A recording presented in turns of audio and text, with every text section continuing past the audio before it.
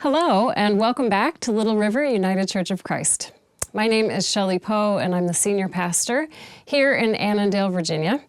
I'm also a visiting professor at Iliff School of Theology, and I have a PhD from the University of Virginia in religious studies.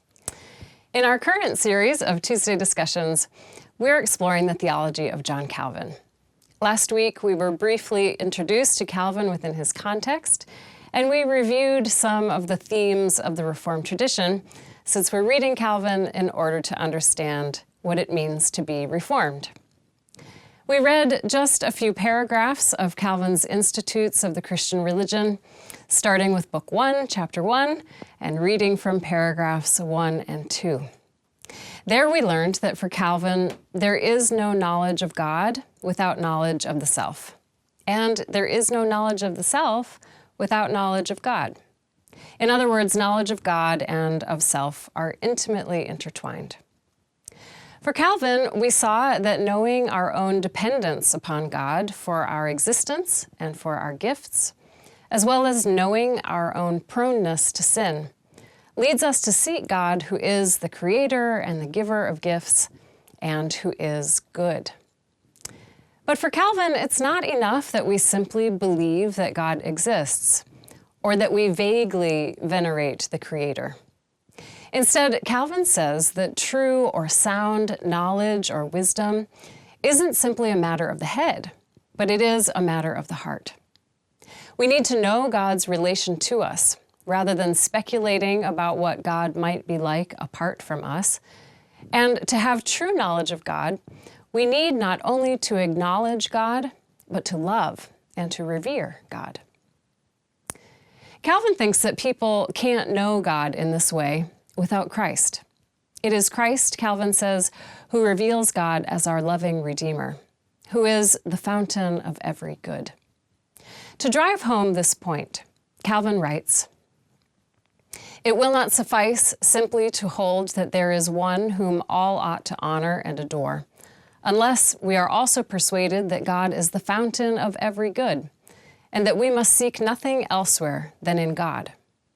This I take to mean that not only does God sustain the universe as God once founded it by divine boundless might, regulate it by divine wisdom, preserve it by divine goodness, and especially rule humankind by divine righteousness and judgment, bear with it in divine mercy, watch over it by divine protection, but also that no drop will be found either of wisdom and light, or of righteousness, or power, or rectitude, or of genuine truth, which does not flow from God, and of which God is not the cause."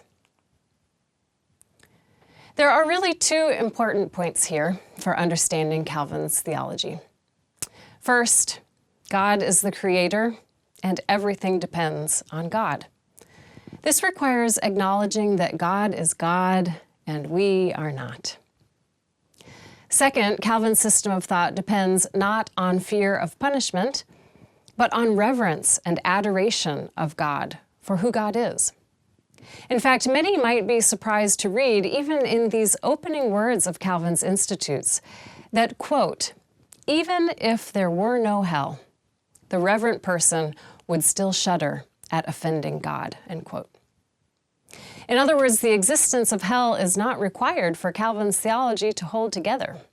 At root, his theology is grounded in reverence and love of God, which arises from knowing God as the good and loving Creator.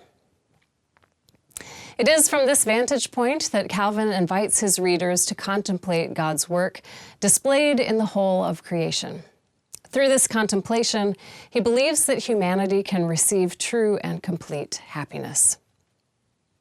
This week, we will continue to read from Calvin's Institutes, and we will move to a contemplation of God's work, specifically in Christ. This will take us from Book 1, which discusses God the Creator, to Book 2, which has Christ the Redeemer as its focus. This week, we will read from two portions of Book 2 on Christ. The first deals with human choice in the state of sin. The second deals with Christ as mediator between God and humanity. So to prepare for our reading and discussion, I invite you to reflect first on what you think human freedom is, and in particular, whether you think humans are free to choose the good. Second, I invite you to consider what Christ means to you. If you had to give Jesus a title in your life, what would it be?